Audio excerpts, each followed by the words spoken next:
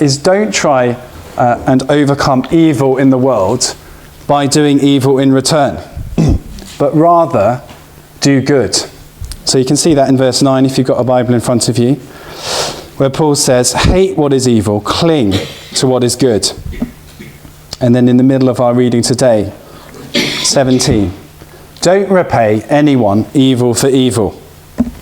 And then he concludes with it, 21, don't be overcome with evil, but overcome evil with good.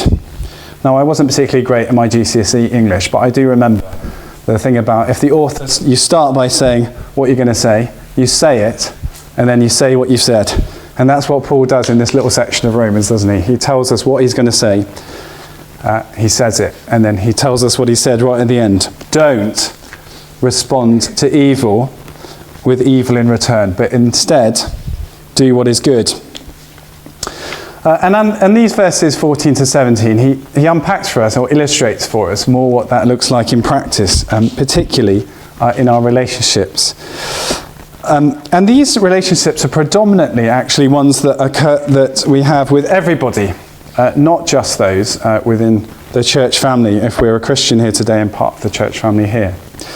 You will see that with most of these instructions, they apply to our relationships with everybody, if we're a Christian, with everyone, whether they're a Christian or not. Although we do see that some of these instructions particularly apply to relationships within the body of Christ. So, for example, in verse 16, live in harmony with one another. He seems specifically to be talking to Christians and their relationships with each other in that verse.